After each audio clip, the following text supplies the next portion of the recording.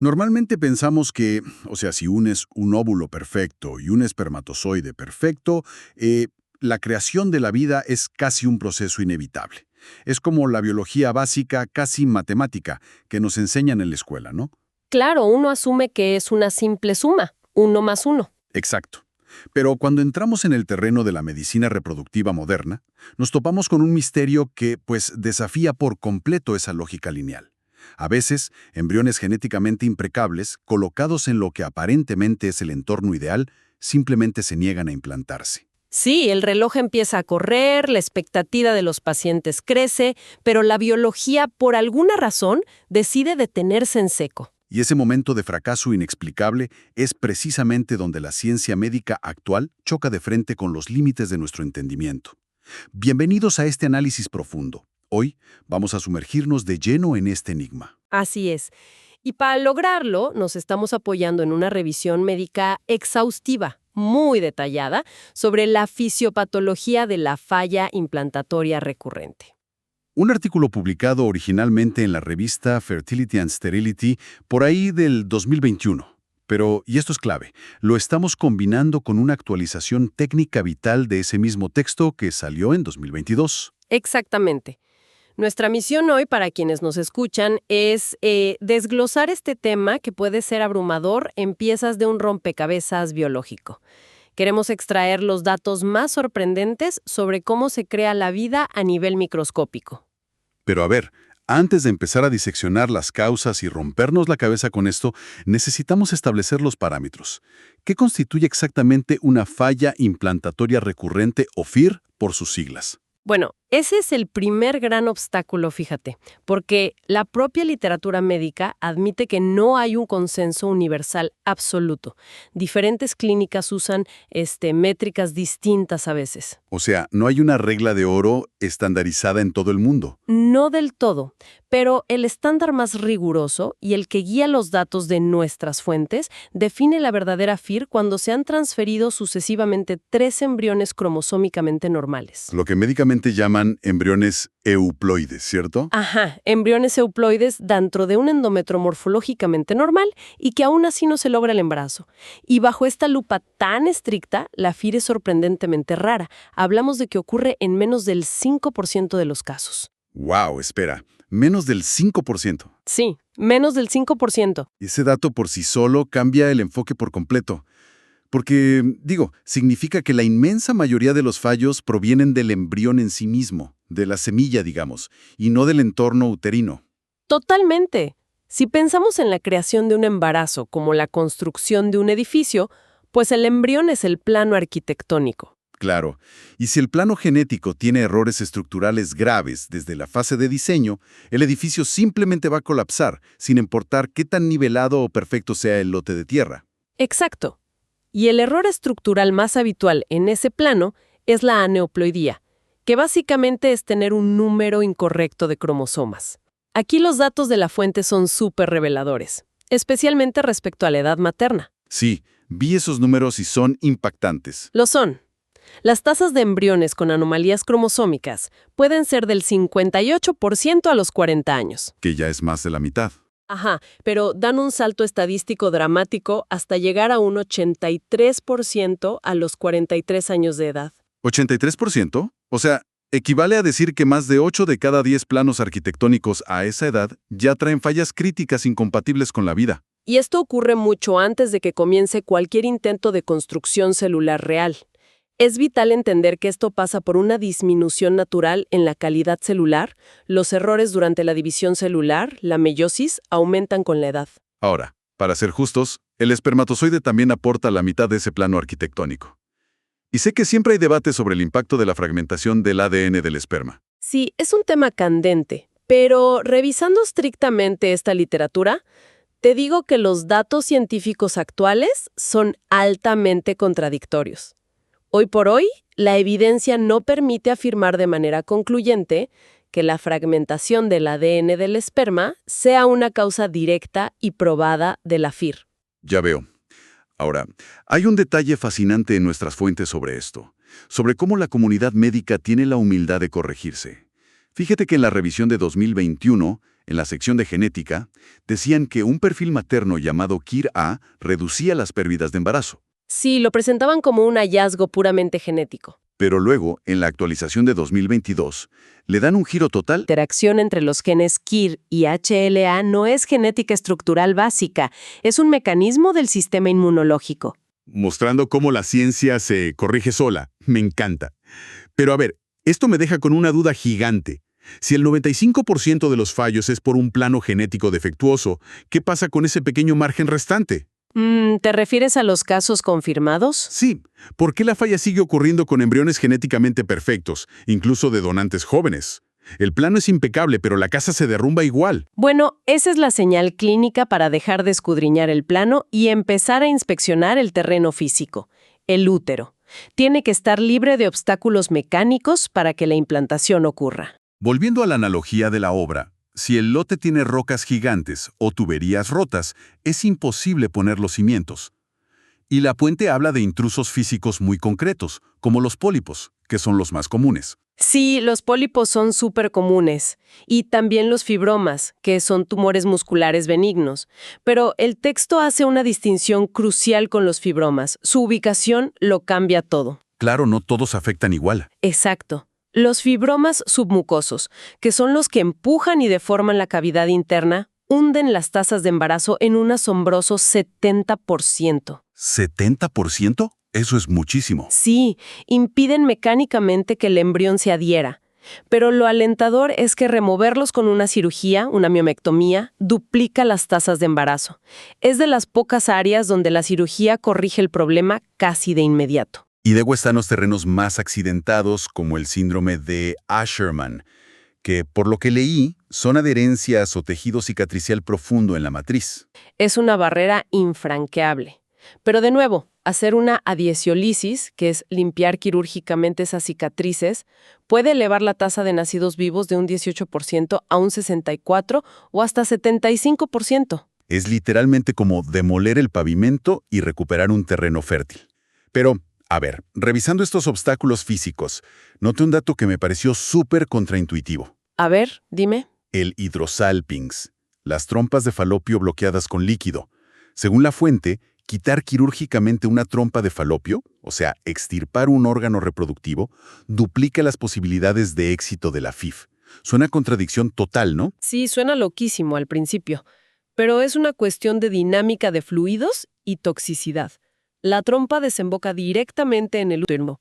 Si está bloqueada del lado del ovario por una infección y se hincha de líquido inflamatorio, ese fluido atrapado solo puede gotear de regreso al útero. O sea, es una tubería dañada goteando líquido sucio sobre los cimientos frescos de la obra. Exactamente.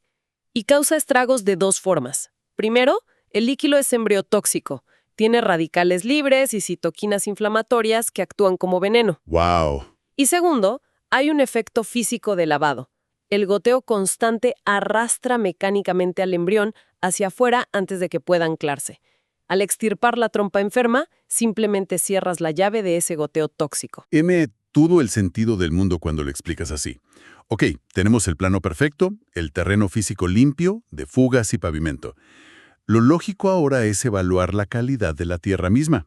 Y esto nos lleva a un cambio de paradigma masivo. El útero no es un ambiente estéril. Fíjate que durante generaciones la medicina operó bajo el dogma de que la cavidad uterina sana no tenía bacterias, pero la secuenciación genómica moderna derribó eso. El útero alberga su propio ecosistema, su microbioma. Sí, la fuente dice que tiene entre 100 y 10,000 veces menos bacterias que la vagina, pero existen de forma independiente. Es como un jardín cerrado. Y como en todo jardín, lo que crece ahí determina si la semilla echará raíces. Ajá. Y los estudios muestran dos perfiles principales. El ideal es el dominado por Lactobacillus, donde estas bacterias benéficas ocupan más del 90% del espacio. Que serían como el pasto verde y saludable. Exacto. Estos lactobacillus segregan ácido láctico, creando una barrera química que repele agresores. El problema viene cuando caen por debajo de ese 90%. Que es cuando la maleza toma el control. ¿Sí? El microbioma se vuelve no dominado por Lactobacillus y entran bacterias patógenas como Gardnerella o Streptococcus. Esto causa endometritis crónica. Que altera todo el microbioma causando inflamación. No es una infección aguda con fiebre, es una inflamación silenciosa y constante. Si el útero está gastando energía en luchar contra invasores, se pierde la paz bioquímica necesaria para el embrión. Y esa batalla incesante despierta a los guardias de seguridad del cuerpo, lo que nos lleva al sistema inmunológico, que para mí es la parte más compleja e intrigante de todo esto. Es fascinante porque aquí el cuerpo tiene que romper sus propias reglas de supervivencia. Piénsalo, la mitad del ADN del embrión es del padre. O sea, es un cuerpo extraño. Claro, en cualquier otro lugar del cuerpo, los glóbulos blancos atacarían sin piedad a un tejido con ADN ajeno. Pero en el útero, las células asesinas naturales uterinas, las células UNK, tienen otra misión. No atacan, sino que median en la tolerancia y ayudan a remodelar los vasos sanguíneos para nutrir a la placenta. Pero para hacer eso, necesitan verificar quién está ahí, ¿no? La fuente habla de un apretón de manos molecular entre los receptores maternos KIR y las moléculas fetales HLA-C. Es como un control de pasaportes. El embrión muestra su HLA-C y la madre usa sus receptores KIR para escanearlo. Y aquí viene el dato crucial. Hay un perfil materno llamado KIR-AA que es altamente inhibidor. Y cuando se usan óvulos o esperma de donantes, el embrión tiene aún más de esta información genética extraña. Exacto. Para una madre con perfil KIR-AA, este exceso de información genética extraña hace que sus receptores se bloqueen. No inician una guerra, simplemente se apagan. Y si se apagan, no hay remodelación vascular. Exactamente. El embrión se queda sin soporte y la implantación falla en silencio. Se necesita un nivel medido de activación inmunológica para que funcione. Y esto rompe con todo lo que nos enseñan.